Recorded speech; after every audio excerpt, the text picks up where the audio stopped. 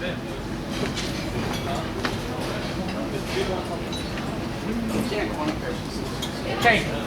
you wanna?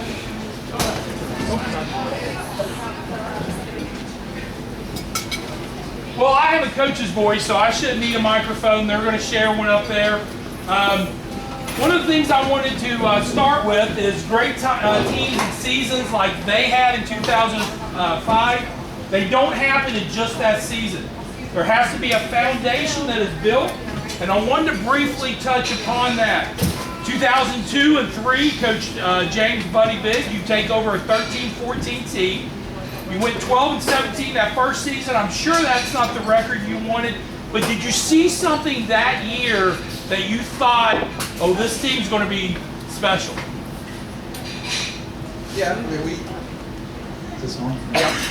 We felt like the core of that team for sure was all freshmen, sophomores, a couple of juniors. So we knew, especially the next year, which was 03, 04, we felt like we could take that big step forward, and I thought we did that year. We won 20 games in the district for the first time, I think, maybe 8 or 9 years.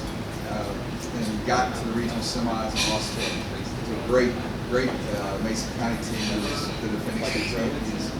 Had everybody back. Went on to the state runner-up that year. We played them on the home court. We played well, but they beat us in the regional semis that year. And of course, we knew we were lined up for the next year. We had virtually everybody back. We lost Philip Carter off the team, and Aaron Crozier, and we had everybody else back. So, we were really looking forward, gearing for the 04-05 season. But we thought maybe we could slip in 03-04 as well. But somebody had to beat Mason, and it just didn't happen. So. We had our chance, but they were just a little bit better than us. For the players, you all had a new coach. What was your all's thoughts going into this new system that Coach Biggs brought in? Honestly, when he first come in, I think everybody was shell-shocked because he was completely different than anything that we'd ever experienced. Disciplined, hard-nosed, tough-nosed. We actually had a group message that a lot of us are a part of, and we were talking about that the other day, about how if he came in today, I'm not sure that a lot of the people would be able to handle it, but it's what we needed, and it worked out extremely well. We needed the discipline, we needed someone to keep us in line and hammer the fundamentals into us and give us a more structured offense and different things to keep us on track, and it worked out, obviously. Anybody else? John, keep the mic, unless Mason, you go ahead. John, I believe you joined the team that year. Where were you, and what did you think when you were told you were coming back to Pendleton County? Did you know anything about them? So I didn't know anything about Coach Biggs. I remember Joey from first grade. He was in my second grade split, and I remember Keaton. I came back the first day after my 8th grade year. I was living in Georgia, and I came to practice, and we still laugh about it today, but my first practice, I actually threw up water everywhere at the very end from conditioning. And I said, man, this coach is a 180 from my previous coach. There's some discipline and conditioning and the structure of his practice. And so I knew I was in for it, but looking back, didn't like it at the time, but looking back, it's exactly what I needed as a player and as a person, so I appreciate that. All right. Keep that mic, because you may want to answer this. You all went, as Coach Biggs had already kind of alluded to, you went from 12 and 17 to you were 20 and 11 in 2003-04. John, was that totally your influence since you joined the team? Was that totally you? Not quite. Okay. All right. The only game I really wanted to focus on in that 03-04 season, you all didn't actually play in. Semifinals of the district tournament, Campbell County Middle School, Bracken County upsets Brosser, who is a big rival at that time of us. Did you all get to see any of that game and seeing, in my experience, the first time Pendleton County fans were standing and cheering with Bracken County fans? Did you all get to see any of that game and your thoughts about that upset? Yeah, I'll just say from my perspective, coming back, not really knowing the powerhouses in the region, the one I did know was Brosser. And so when they went down for the first time, coming back to Kentucky basketball, that was a shock for me. I actually saw that whole game courtside because I was sitting, actually Mike Wrights and I were sitting together because we were getting ready to play each other right after that game. So we were sitting courtside and they had seats for the coaches where you could scout. So we watched the whole thing. Needless to say, it's 31-30. There wasn't a whole lot of notes taken because there wasn't a whole lot of shots or anything like that. Both teams held the ball and it ended up working out for Bracken. Bracken had a great young coach, Robert Hammonds, who had an unbelievable game plan that night. And, I knew right then as the horn went off, if we could beat Campbell, we could maybe win the whole thing or at least make a good run because Brossard was out. So it was a great win for the Polar Bears. Anybody else? Yeah, I want to add something to that. I guess because Pendleton County's changed districts so much over the years, or other teams have changed because of realignment. Pendleton hasn't had a consistent rival. For a long time, it was Bracken. For a while, it was Augusta. And then I think in 1996, we were in a district with Bishop Brossard, Campbell County, Silver Grove, and Bracken. So our rival at that time was Bishop Brossard because we were basically the two best teams in the district. So we were all, Joey, Mason, Ben, and myself were juniors, and we saw our rivals get beat right in front of us, kind of the favorite in that tournament. And all we knew we had to do was beat Campbell County, and we had a great chance to win the district tournament for the first time since 1996. So I guess what I'm trying to say is when we saw the team that we were probably going to play in the finals lose, that gave us more confidence going into the district championship game and also the regional tournament that year. Now, summertime, you get a big piece of your puzzle in Pat Elliott. Patsy, Texas, obviously couldn't make this. But I wanted you all to give you all a chance to talk about what did Pat bring to your all's team?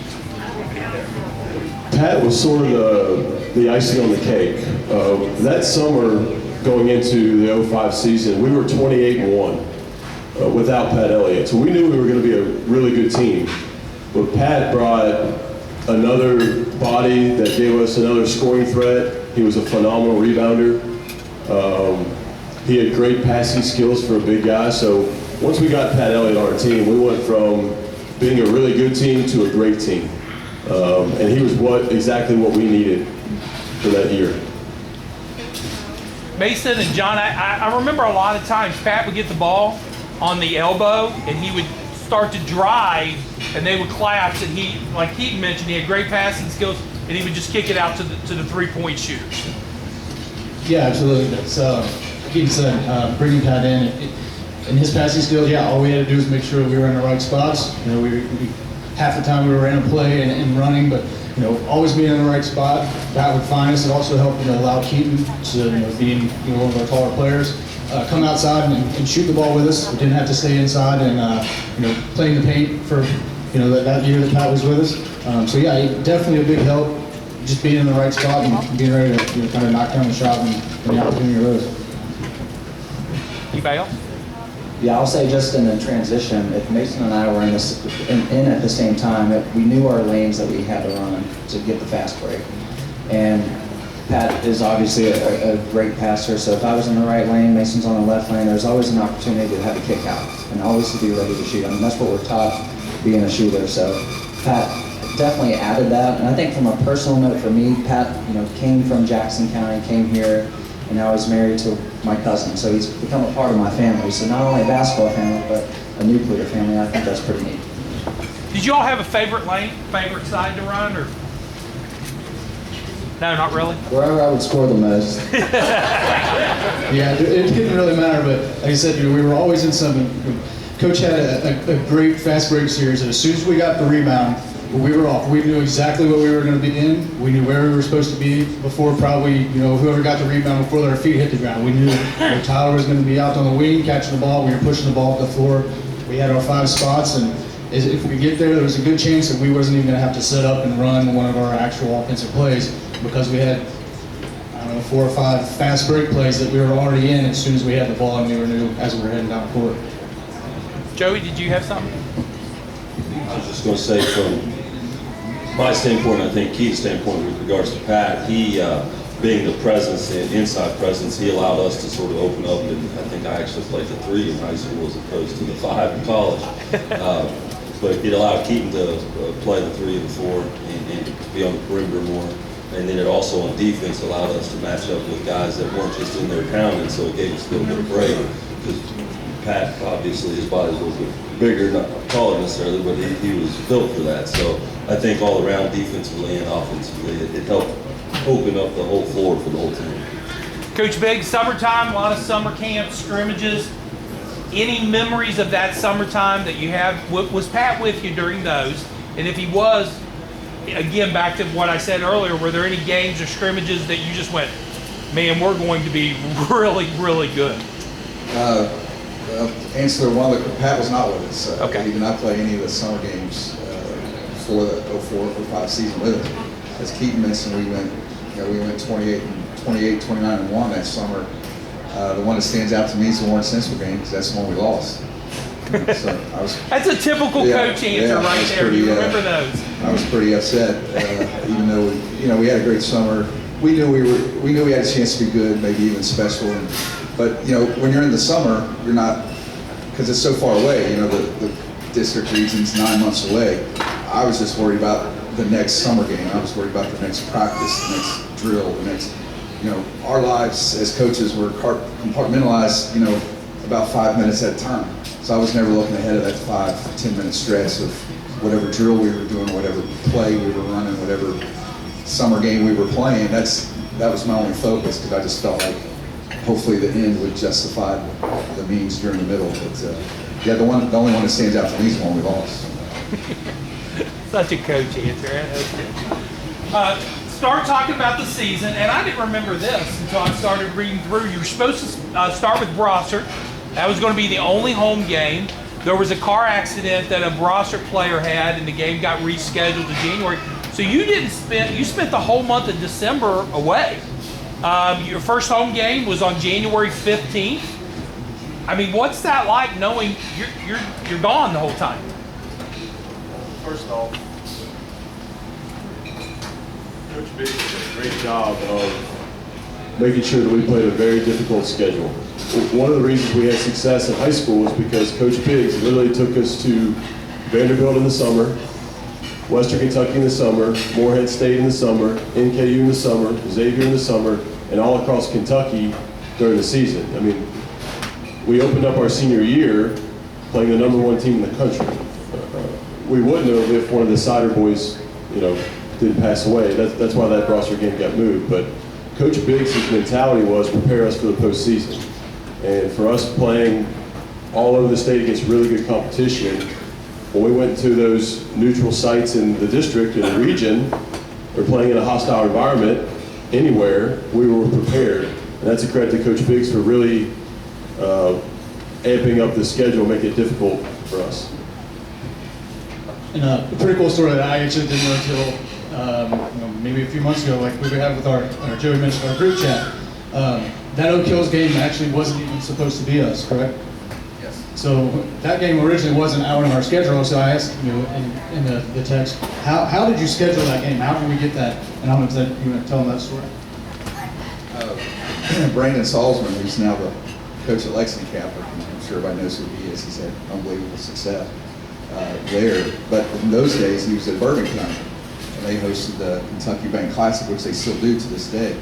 And Brandon called me. I was in my office at, our office there, in the rec center at Pendleton County. And that's back before cell phones. You actually had landlines and all this stuff. So I'm on my office phone, and he said, buddy, he said, I got Oak Hill coming here. Somebody canceled. I can't remember who. Somebody canceled the game. He said, basically, and it still works the same way today. They had to pay him a bunch of money to get him in there.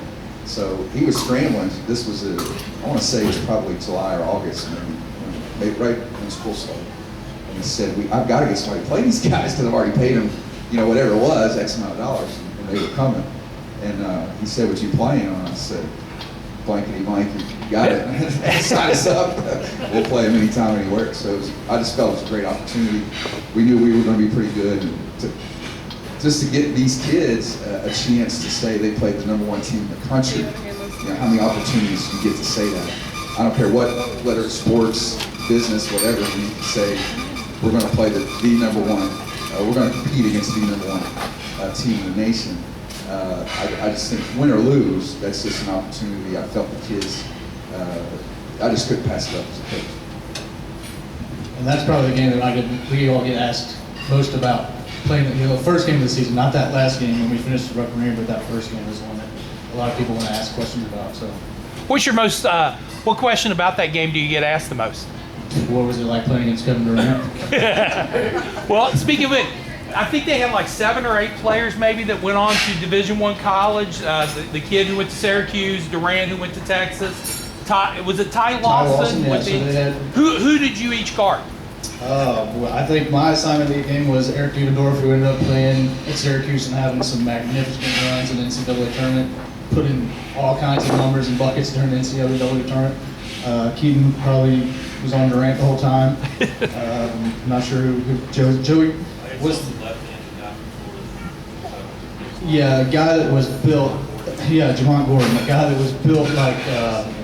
At that time, we were 16, 17-year-old. Like, built like a 24, 25-year-old man that could just dunk it from anywhere around the lane. I mean, some of those guys were just unbelievable. 2 of them, went on to play major NBA minutes, and Ty Lawson and Kevin Durant. So just an unbelievable experience, and to this day, a lot of people come up and ask, what was it like? And it was an amazing experience. We're very lucky to have that experience.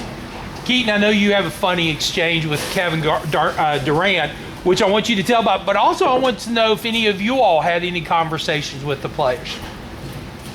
I just remember somebody was shooting a free throw, and I guess Oak Hill had a scouting report that said that I had already signed with Belmont. And I was shocked because during the game he asked me, he's like, "You're going to Belmont, right?"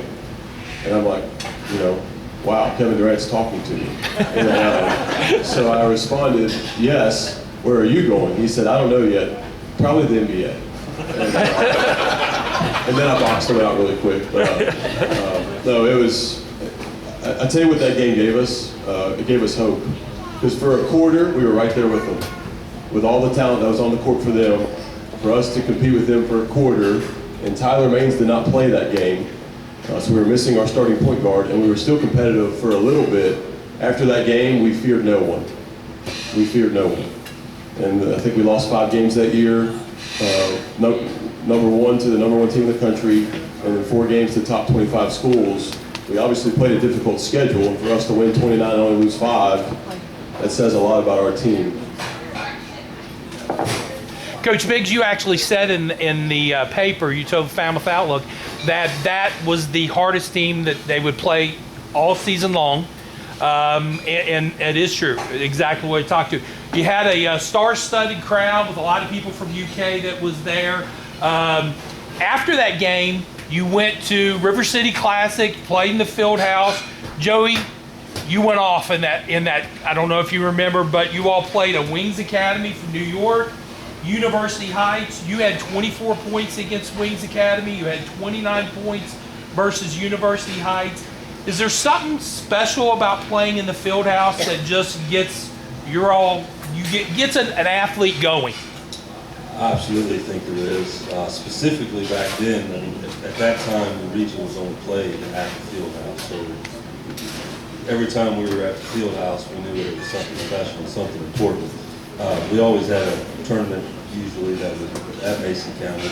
And I remember that one quite well. Those were 2 of my better games of the year, actually.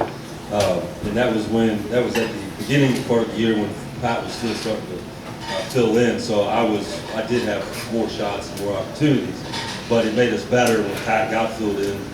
We took some more of those shots and it spread the ball around a little bit. So, but yeah, I mean, every time you play in the field house, it absolutely meant something. It was generally Mason County, even at the time, was always, they had Chris Lofton, and then after Chris Lofton, they go to Dennis Miller. So they always, if you were playing Mason County, it was always something special.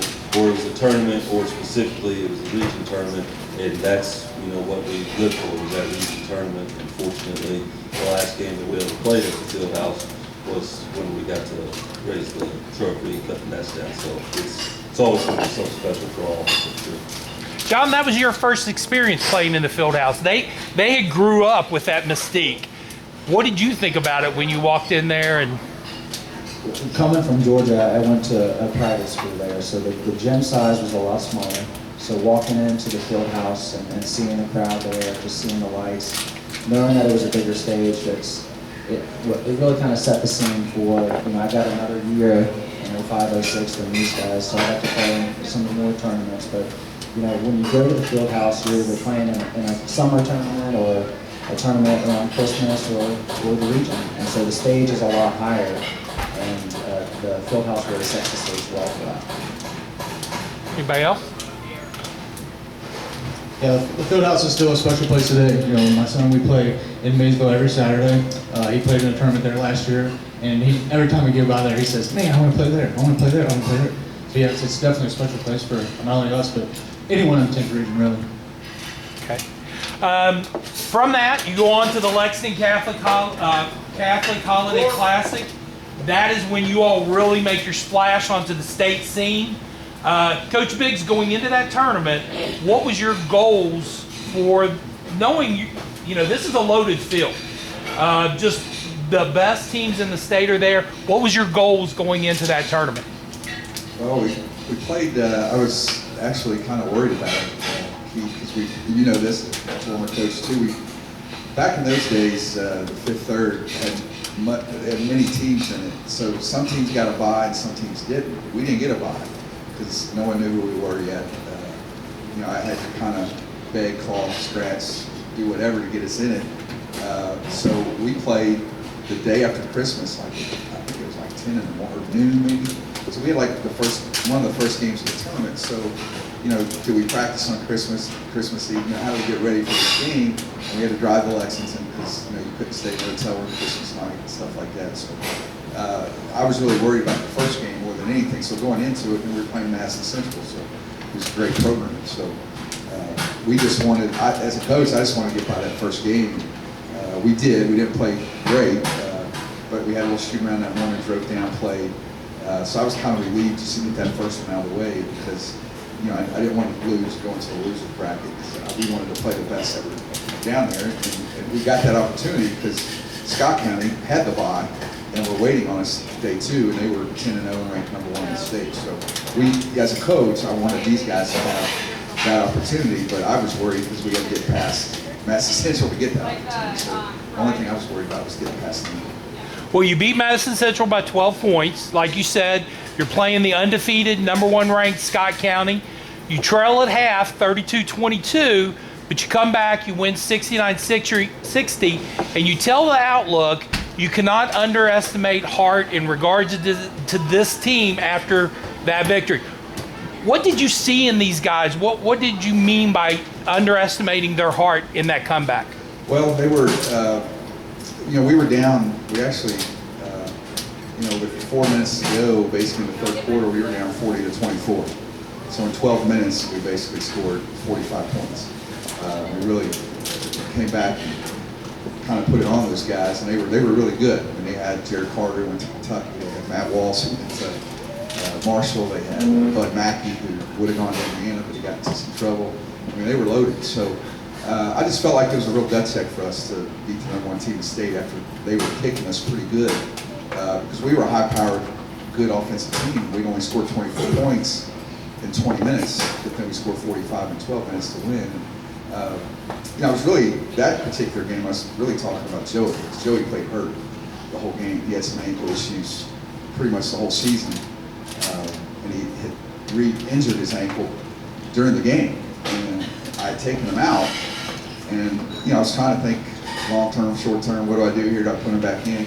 Because we're getting killed, but the competitor that he is, he was kind of staring at me like, if you don't put me back in this game, I'm going to kill you. So I was like, I was kind of concerned for my own safety, so I put him back in, and he gutted it out on a bad ankle, and we won the game. Joey? I'll be completely honest, I was regretting that.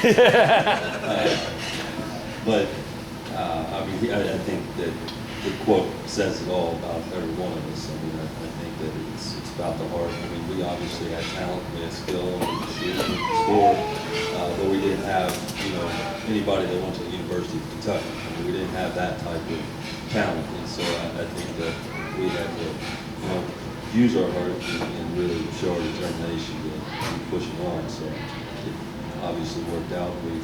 We'll go through the rest of those games, but we beat the next team that you're going to get to by 24 and they won the state tournament. So, I mean, we had a run there, and if we could have made it one step further, who knows where it would have went. So, but I think it was all based on our heart. Well, let me go ahead and mention that. You did. South Laurel won the state tournament. You beat them 66-45. You beat DeSales 69-58, and then Trinity got you pretty good. What do you all remember about that tournament? Was just wore out from the 5 games in 5 days against Trinity. What do you remember about Scott County? Just that whole tournament. I will say that was a long tournament. It was over Christmas break. I remember eating at Fazoli's almost every meal. We were tired of Fazoli's. But the competition in that tournament was just top tier. And when I think about the teams that we played, and I think about my career at Georgetown, 5 of the people that were in that tournament, I also played at Georgetown with. So a lot of those guys continued their basketball career in college, and it just goes to show you that we were playing the best in the state. And I think all the guys at the table would say that that's what we wanted. We wanted to compete against the best and really show our talent and our skill and prove that we were better than them. And I think until Trinity, we did. I think we were tired, Keith, and part of that was my fault. But the reality is, again, we played 5 games in 5 days. Trinity only had to play 4, so they were rested, more rested than we were. Not to make excuses, they were a great basketball team as well. But those first 4 days, I mean, we beat Madison Central, Scott County, South Laurel, Louisville DeSales. Scott County was 1, South Laurel was 3, DeSales was 9. And I think Trinity was ranked in the top 10 as well. So in 4 days, we played 4 teams that were ranked in the top 10 in the state. We beat 3 of them. Madison Central, I think they were younger that year. I don't think they were ranked, but beating that program as well. So just a great 4 days of basketball for us. I mean, I don't know that, 72 hours or so to beat 4 teams like that was just an incredible feat. So I'm really proud of these guys. Kane, Ben, what do you all remember about that 5 games in 5 days? And were you tired of Fazoli's also? Yes, I was really tired of Fazoli's. I remember being tired the whole tournament, basically, and I didn't even really play that much. I mean, I can imagine they went through. But just the practices beforehand and the games, I mean, I was worn out.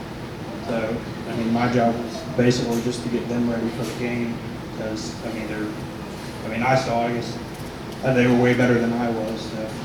That was my job in the practice, was just to get them ready, prepared for the games, especially the big games like that.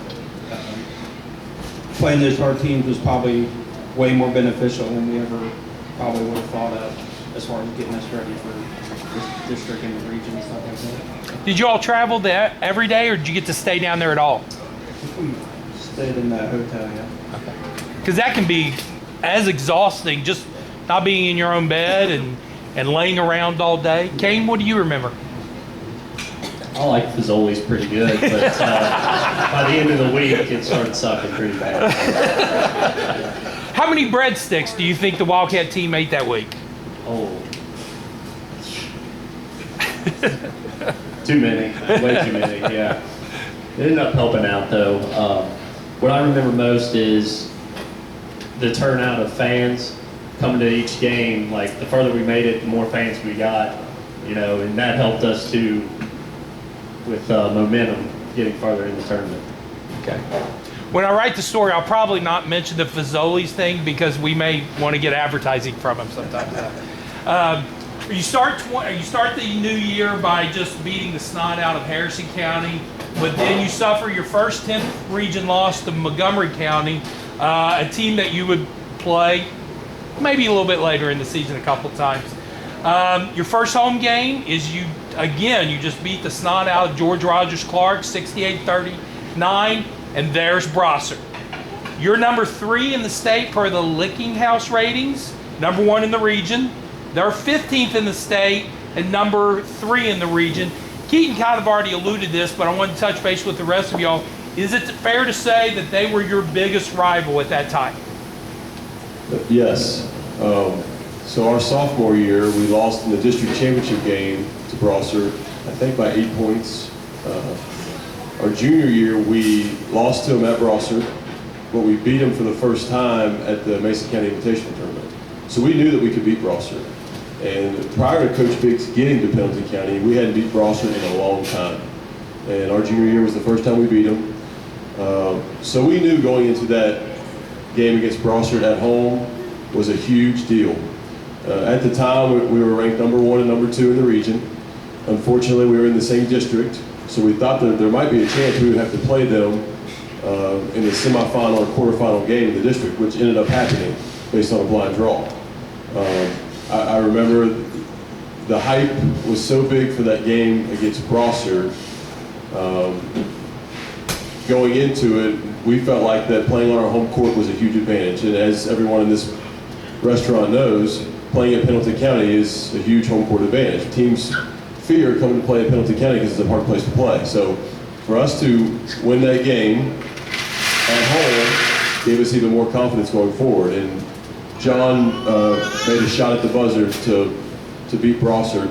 And it was a huge deal, not only for Pendleton County people, but around Northern Kentucky and around the state as well. Yeah, and kind of just to remind you of what happened there, Keaton, or the team was trailing 42-41. You had a steal, made a layup. It was according to the Outlook, it was the first lead that you all had since the opening minutes of the game. Brossard got fouled, made the first of 2 free throws. Keaton, you grabbed the rebound, got it to Tyler. Tyler pushed the ball down the floor, and John, you hit a 10-footer to send the crowd to frenzy. What do you remember about that play, if anything?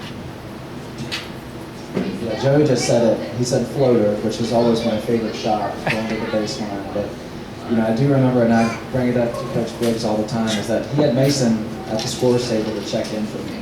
If Brossard would have made that second free throw, I was coming out. So I'm happy that they listed. I'm happy that I had that opportunity. But again, it goes back to what Mason and I were talking about. We knew our lanes. So all I did was run a lane.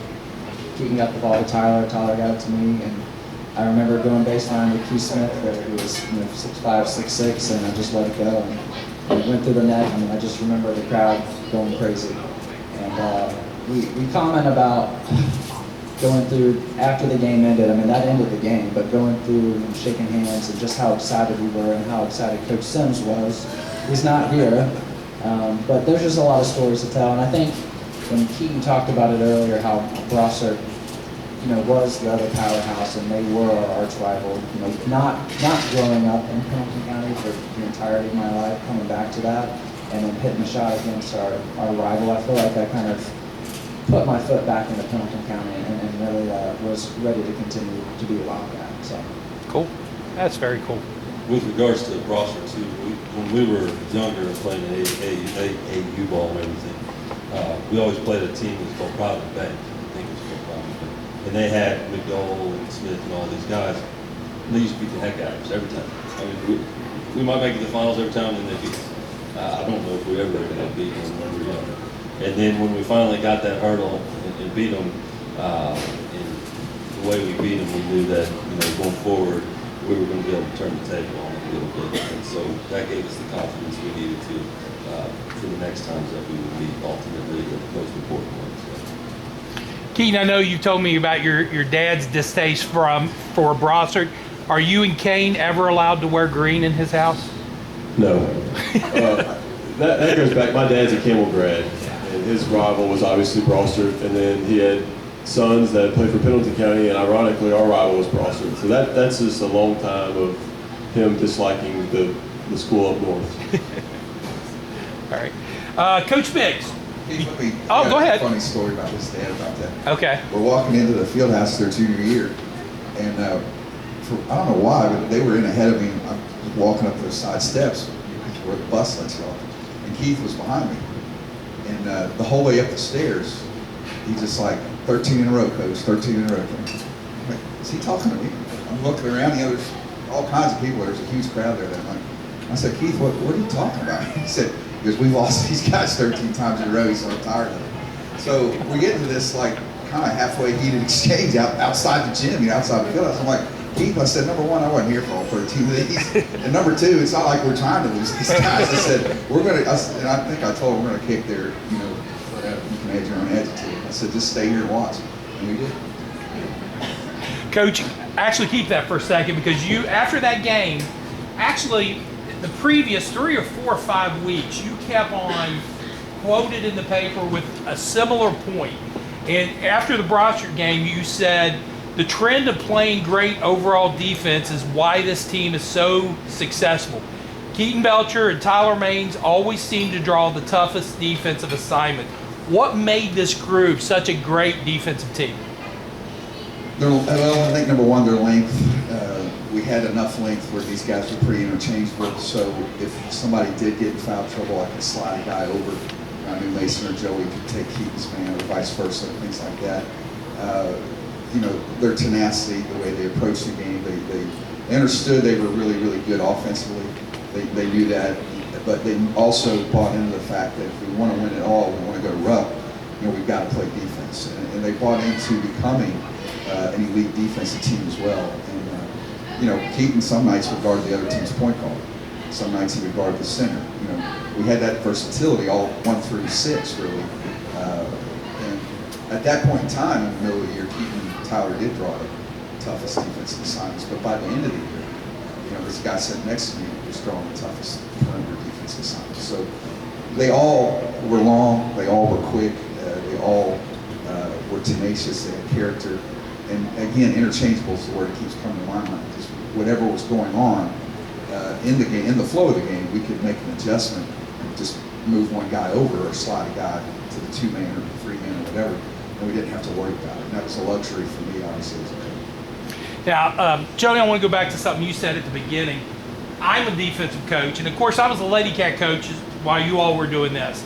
And Jenna would be able to tell you in my practices, there was definitely a mentality about defense. Was the Coach Biggs have that mentality or something?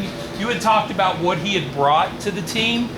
Was there something there that just imparted upon you all the importance of defense? Yeah, I think clearly, and that was one of the big things and why he was a good coach for us, because we were always the high-powered offense that could shoot and run the floor and everything. Myself, couldn't play like defense, I'll be the first to admit it. But he taught us the principles of defense more than anything about help side, where you need to be, when you need to rotate. And so I think that's one of the things that helped us. We weren't the quickest team. We were long, and that was definitely beneficial, but we weren't the quickest team by any means. So being in the right positions on defense so that they couldn't just blow right by you, even if they could, and they didn't have anywhere to go if they did. So I think the principles that he really instilled on us with regards to defense is what helped us. But he always had a mentality, and we always joke about it. What's the score? 0-0. Play like it. He always had this defensive-minded philosophy, but he allowed us to run the floor and be our high-powered offense, and that's it ended up working very well for us that way. Mason, he made the comment that you really became a defensive stopper. What changed there throughout the season? I don't know if there was a particular game or anything. It's just when we played, it's been the same core group of guys for 15 years. We started playing when we were 5, 6 years old. So we got to a point, when you're playing that much basketball with the same group of guys, where they're going to be out on the floor. Their style of play. Where they like to get the ball. Even on defense, talking defense and just progressing. And once we got a good foundation of, the proper way to play a man-to-man defense, which we played a lot of times, just having the confidence in knowing that, hey, Joe's going to have my back. He's going to be upside if I need to, put a little pressure on the ball out here, and maybe you get beat. So it gave you that extra, just know that your teammates are there. They're there to help you. You're playing a man-to-man defense, but you're also playing a team defense. It's 5 guys that got to be in the right spot. You got to, if one guy's out on the wing, there's got to be a guy in the middle of the floor. So yeah, you're playing one-on-one, man-to-man, but it's also 5 guys that are, guarding that ball. They may not be up on the ball, but they're in the right spot, and just having the confidence and knowing that they're going to be there. And playing with these guys all those years, just let you know that they're going to be there, they're going to have your back. So, you can push yourself a little bit harder to maybe play a little bit better defense. Okay. You're all riding an 8-game win streak at that point when you head to Harrison County for a rematch with Scott County. They're number 1 team in the state at 17-2. You're number 5. Tubby Smith is in the game. He's there to recruit Jared Carpenter. Scott County takes the first quarter lead, but you score 22 points in the second quarter to take a 31-27 half-time lead. Scott comes out in the third quarter, takes control of the game with the 22-11 third quarter, and they hold on to the win. Coach Biggs, you tell the Outlook, it's hard to beat the number 1 team in the state twice in one season. Any thoughts on that game? Or Keaton, Joey, you all faced up against Jared Carpenter, who I think was 7-2? Yeah, he was. My first thought was when we walked out, I think my mom said, "Well, you just played very good tonight." It's like, well, gee, thanks, Mom. But I actually had Chainsey, when I went to college, they had sent down there to recruit me that night, so I did have a really bad game. So I was like, oh, this is going to be great. So, but yeah, I mean, Jared Carter's 7-2. I mean, he is what he was. Wasn't what he is, what he is, whatever. But they had some pretty good talent on that team, and I feel like we didn't play very well, and we still were, it wasn't a blowout by any means. So I think that even though we lost, it was a lesson that was valuable to us that we ultimately carried with us and were able to learn from for when we made it to the regional tournament specifically. Any other thoughts? All right, next game's Grant County. You get back on the right track. And Mason, the Outlook reports you had 4 3-pointers, 21 points, and an incredible one-handed slam dunk. You remember it? I do. I think that was, yeah. Grant County, I had a cousin who played, so yeah, I was at Grant County, played against some cousins, got a few family members over there, so anytime you get to play against, a family member, always a fun game, a lot of family come to that game. So don't remember hitting the threes, but yeah, I do remember the dunk. Put it back on. Tell us about the dunk. I don't know who shot it. It was a pretty weak dunk, but it was a dunk. Came off the right side of the rim, one hand put back, pretty weak. All right. Rematch with Montgomery County comes up soon. They beat you in January. They come to Falmouth, Falmouth in February. You have a 51-50 victory. Keaton, you had the winning shot off an assist by Tyler with 36 seconds left. You stole the pass as Montgomery County's trying to hit a shot, and the Outlook says you dribbled the timeout for victory. In my mind, I'm seeing you like Curly Neal dribbling the ball out. Do you remember any of that? Vaguely. I do remember, we felt like we had more talent than Montgomery County, but Montgomery County's game plan is what kept them in the game. They had already beaten us once. We only beat them by 1 point the second time, and their coach, Bart Risen, really tried to slow the game down. And obviously there's not a shot clock in high school basketball. He really tried to hold the ball for 30 seconds, get a good shot, make us fight for everything. So it was a very, very difficult game. And I'll be honest, going into the regional finals, I was not expecting us to win by 29 the third time. We thought it was going to be tight the entire game, just like the first 2 contests. Again, we're really hard to beat on our home court. I think we only lost in our careers, junior and senior year, we only lost 1 game at home, and that was against Campbell County our junior year. So we were really hard to beat on our home court. But yeah, Montgomery County had a really good team that year. We were just a little bit better. Tyler's not able to be here. He lives in, I think, Pennsylvania. We've mentioned his name a couple times. The assist to John for the shot, the assist for your shot here to win the game. What was Tyler's importance to the team? I'm going to answer that question by talking about his dad first.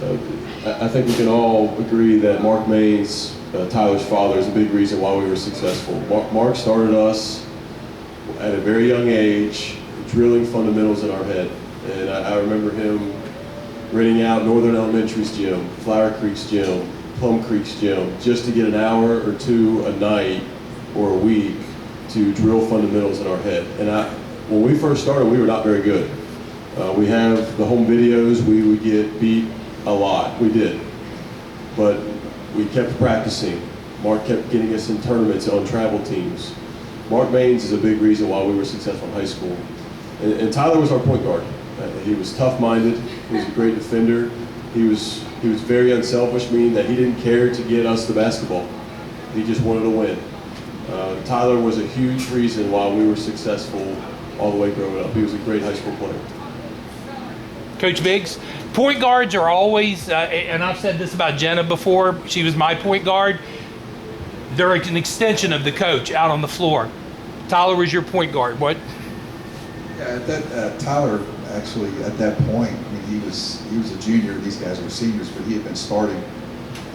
He's kind of played a little bit as an 8th grader as a backup to Chris Peoples, and he took over the job the next year. So he was well into his 3rd year as a starter at that point, and there was no question he knew what I wanted. You know, you've already referenced a couple of big games where we hit shots at the end. And, you know, that game where John hit the shot against Brosser, Tyler just kind of glanced over it, but he knew what I wanted already. You know, we didn't call a timeout there. We just flowed down off of this free throw.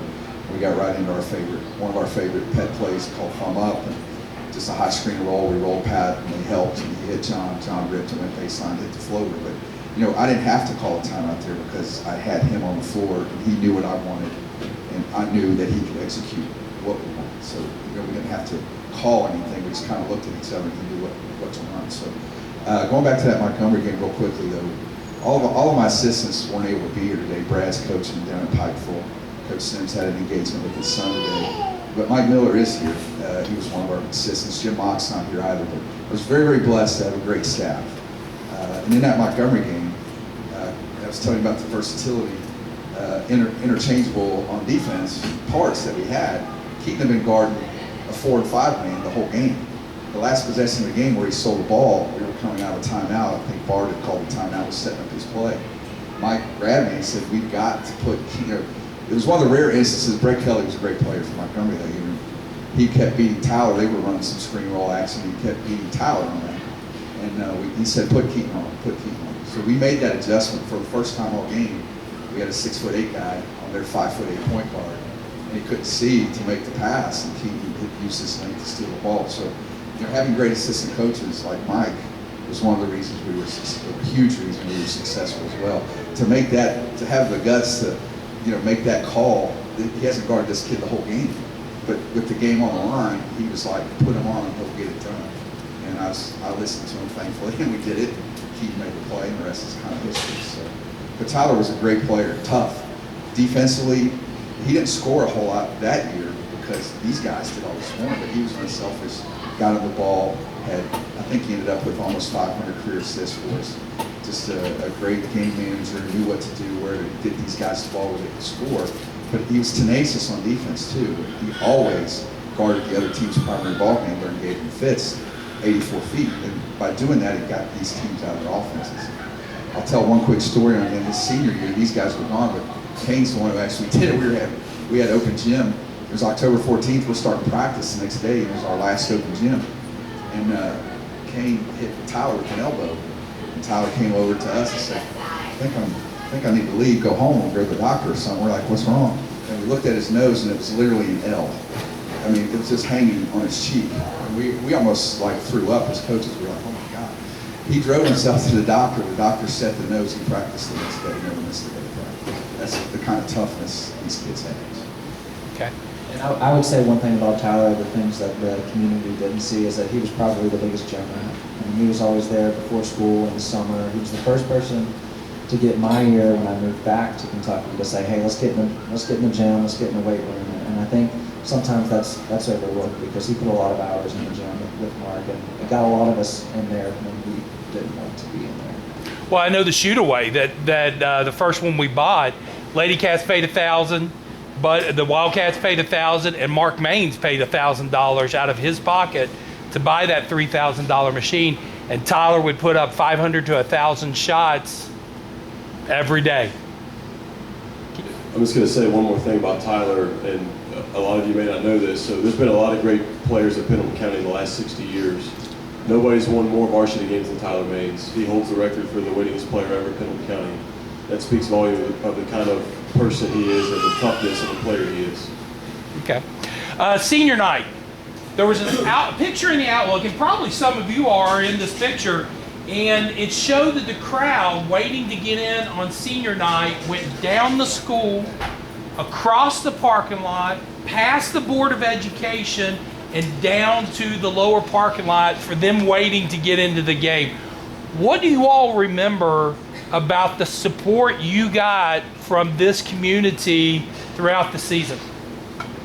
And how did it affect you all? Yeah, it was unbelievable. A lot of the same faces that are here tonight were the same faces that were in that crowd, so thank you guys for being here. Great to see you all. But yeah, I mean, anytime, a lot of times, you know, before the bus would even roll up to the doors of the gym, there would be a line. You know, everybody was there waiting to get in, make sure they got their seat because they knew there was going to be a big crowd. Whether it was at the Hilltop or Pelham County, or if it was an away game, Mason County, Bracken County. Bracken County game, I think, was kind of the same way. You know, our district tournament there, just lines out the door, standing room only. You know, if you can see it in a lot of the pictures, if you see any pictures, you know, the Outlook pictures, the walls of the gym are just absolutely lined. And a few times, I think they actually pulled out some chairs so people could sit in the end zones. So yeah, it was definitely a special time that doesn't probably get talked about a lot. You know, just the crowd support that we had for that year was unbelievable. It was really neat, and neat for us, neat for the community. So that particular night, Keith, I'll never forget it. Coach Sims and I, you know, when we had home games, I lived in Campbell County at the time, and we would go get something to eat because we wouldn't go home. We'd go out, get some fast food, eat, come back. And we got back around 4:30, and we couldn't believe. I mean, we had trouble parking the car in the parking lot because it was already full. And we saw the line that you described all the way down past the Board of Ed office and all that. We were just amazed. You know, this was at 4:30, but the game wasn't until 7:30. And they were just waiting to get in the doors. And we had trouble getting into the rec center, getting back to our office because we had to wade through the crowd. You know, and we hadn't won anything yet. You know, I think we were anticipating hopefully winning the district and region.